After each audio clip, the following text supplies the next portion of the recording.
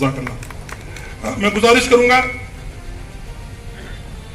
Doctor Firoz साहब तशरीफ लाएं और हमारे बीच में मौजूद डॉक्टर नासिर साहब जो सीनियर साइंटिस्ट रहे हैं water board, ground water board में हमारे वाइस प्रेसिडेंट हैं एसोसिएशन के, उनको माला पहना करके डॉक्टर नासिर साहब का इस्तकबाल फरमाएंगे। मोहतरम जनाब महमूद साहब, बहुत बहुत मुबारकबाद, बहुत बहुत शुक्रिया। आपको भी उठने में तकलीफ होने लगी है डॉक्टर साहब, आप भी रिटायर हो चुके हैं, बहुत बहुत मुबारकबाद। मेरी सोच क्लियर होती जा रही है, मुझसे वो हिंदू मुस्लिम की नफरत ही दूर होती जा रही है, हमें महसूस ही नहीं होता। ये सबको होना चाहिए। आपके जो पॉलिटिशियंस है थोड़ा सा उनसे भी कहो, मैं उनको भी कहूंगा, जैसे आज रफीक साहब है, अमीन कागजी साहब है, कोई भी है, आके कोऑपरेट करना चाहिए अपने समाज को। उनको जो नौकरियां मिली हुई है ना, ये वो चाहे एमएलए की सीट हो, चाहे मंत्री संतरी की सीट हो, वो आपकी वजह से मिली हुई है। तो ये माइनॉरिटी समाज के हैं साहब, 2 पोस्ट तो इनको भी देनी पड़ेगी। तो ये उनका फर्ज बनता है कि आपकी वजह से अगर लाल बत्ती में बैठे हैं तो आपके समाज को आगे भी करें, अच्छा भी करें। ये दुर्भाग्य है हमारा, लेकिन आपके नाम पे पद लेके बैठ जाते पर आपकी मदद नहीं करते, ये दुर्भाग्य है हमारा।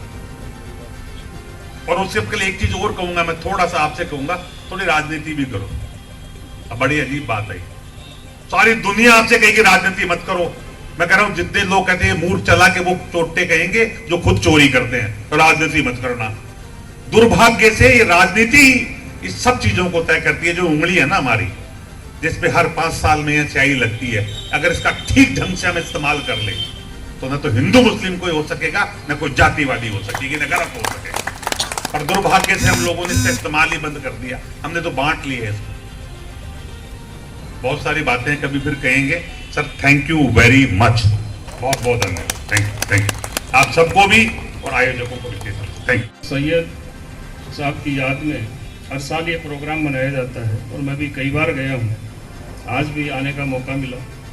मैं सबको, सारे एलिगेरियंस को मेरी ओर से बहुत बहुत मुबारकबाद देता हूँ। और इसी तरह से शिक्षा की अलग, जैसे आजम बेग साहब ने कहा और कुरान शरीफ के हवाले से आपको सारा बताया, इसी तरह अनिल शर्मा जी ने कहा।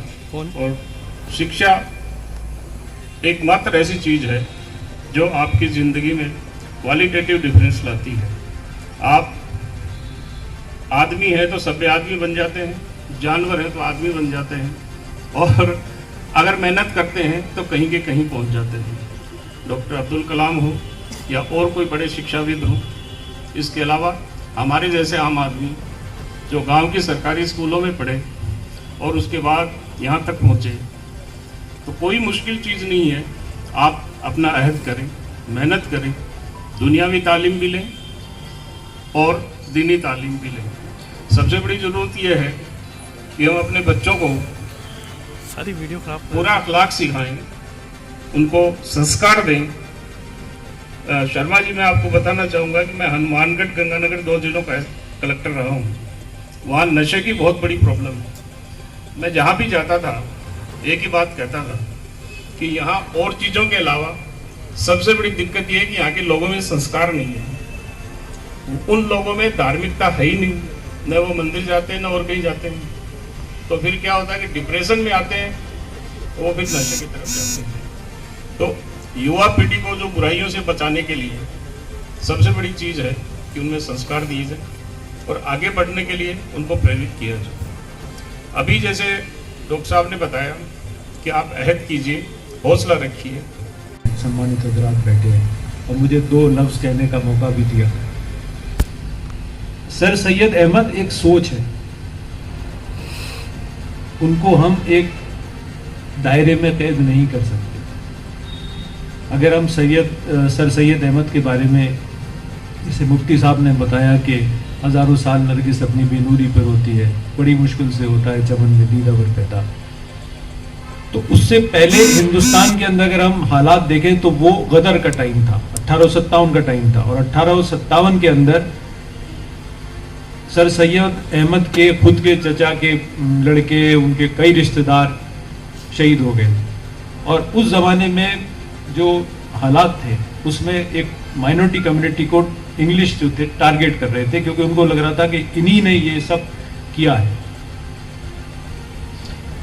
वो अपनी माँ और उनकी एक कनीज थी, तो उनसे मिलने अपने पड़ोसी के घर गए जहाँ उनकी माँ रहा करती थी। तो 3 दिन से उन्होंने एक कतरा पानी का नहीं पिया था और वो घोड़े का दाना खा के 3-4 दिन रही।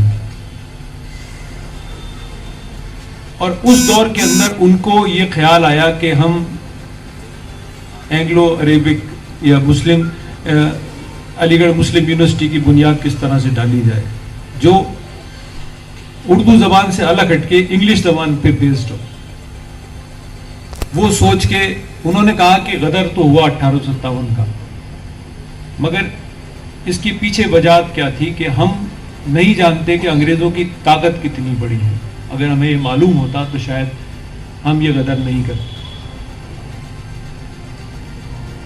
उनके बारे में अब्दुल हक साहब ने कहा है कि जिस तरह शीरी ने फराद के साथ मोहब्बत की या नल ने दमयंती के साथ मोहब्बत की, उसी तरह सर सैयद अहमद ने अपनी कौम के साथ की। जैसे एक सूफिया में होता है फना हो जाना, एनिहिलेशन, अपने आप को फना कर लेना, तो वो कौम के लिए फना हो गया। उसके लिए उन्होंने वो सब कुछ किया। जैसे जो बुनियाद रखी अलीगढ़ मुस्लिम यूनिवर्सिटी की, उसके अंदर अंग्रेज़ों ने तो 75 एकड़ उनको ज़मीन दी। उसके बाद जो पटियाला के सरदार राजा थे उन्होंने पैसे दिए, जो हिंदू राजा थे उन्होंने पैसे दिए, जो रामपुर के नवाब थे उन्होंने पैसे दिए, उसकी बुनियाद। और बकौल सर सैयद अहमद के उन्होंने कहा कि हिंदुस्तान क्या है, एक खूबसूरत दुल्हन की तरह है जिसकी 2 आंखें हैं, एक हिंदू और एक मुसलमान। अगर हम उसकी एक भी आंख निकाल लेंगे तो उसकी शक्ल जो है बदसूरत हो जाएगी। इसीलिए उनके इदारे के अंदर जो मैनेजमेंट था उसमें 11 में से 3 हिंदू हजरात थे। जो 60 टीचर्स रखे गए उसमें से 2 जो थे वो हिंदू थे। करीब करीब कई बार तो 50% का रेशियो हिंदू मुसलमान का रहता था। एक बार एक लड़के को उन्होंने, जो हिंदू था और जिसको स्कॉलरशिप देनी थी, तो उन्होंने अपनी जेब से दी। तो उन्होंने कहा कि अगर हम काउ स्लॉटर को, यानी गोकशी को अगर हम खत्म कर देंगे और इससे अगर हिंदू मुस्लिम में नजदीकियां होंगी तो इसके लिए इससे बेहतर क्या हो सकता है। उनके लिए अल्लामा इकबाल ने कहा कि this was the first reaction of a Muslim, Indian Muslim toward modern era. और मलिक साहब ने उनके लिए कहा कि ये इस्लाम का मॉडर्न लिबरल चेहरा है। तो एक खूबी नहीं, उन्होंने इसी के साथ साथ, अच्छा वो अंग्रेजी नहीं जानते, उन्होंने सारी जो चीजें थी वो उर्दू में की, जबकि वो उनका सारा जो वो था वो अंग्रेजी में था। आपको याद दिलाना चाहूंगा कि 1950 का मेरे पास एक फोटो पड़ा है सेक्रेटेरिएट का, उसमें 50% रिप्रेजेंटेशन मुस्लिम्स का था। और उसके बाद वो धीरे धीरे कम होता चला गया। तो इसकी वजह कई सारी चीजें, सच्चर कमेटी भी आई और भी आई, मगर इसमें वो जो सोच है, आप सोचिए जो अल्लामा इकबाल ने इनके लिए कहा था, सर सैयद अहमद के लिए कहा था, वो सोच उनके कितनी मुश्किलात थी और उसके अंदर से वो खींच के ऐसे इदारे को लाए जो आज दुनिया के अंदर टॉप 10 यूनिवर्सिटीज में, मतलब इंडिया के अंदर भी 10वीं 11वीं नंबर है इसका। और इंडिया टुडे के सर्वे हुआ था उसमें 4th उसको पोजीशन दी। तो वो सोच उस जमाने में रखना, इतनी सारी दिक्कतों के बाद, और उसको आज भी इंडिया में एस्टेब्लिश करके हम उसकी पहचान जानते हैं कि अलीगढ़ मुस्लिम यूनिवर्सिटी। और ये सही बात है कि उसमें माइनॉरिटी के टैग की जरूरत नहीं है। आपने जो अनिल शर्मा साहब ने कहा कि हमें उस टैग की जरूरत नहीं है, आप कंपीट कीजिए और जो बेहतर होगा वो बिल्कुल आएगा। हम शाना बशाना नहीं, हम तो आगे बढ़ के करेंगे, उसमें हमें थोड़ी ज्यादा मेहनत करनी होगी, करेंगे। इसी के साथ, क्योंकि काफी वक्त ले चुका हूं मैं आपका, मैं आपने मुझे जो मौका दिया उसके लिए फिर शुक्रिया अदा करता हूं। और ये बहुत ही बढ़िया महफिल थी, मैंने बहुत इसको एंजॉय किया। और आपकी जो तकरीर थी, कहते हैं ना गिफ्ट ऑफ गैब है आजम बेग साहब को, तो उसके बाद बोलना बहुत मुश्किल होता है। इसी के साथ शुक्रिया बहुत बहुत।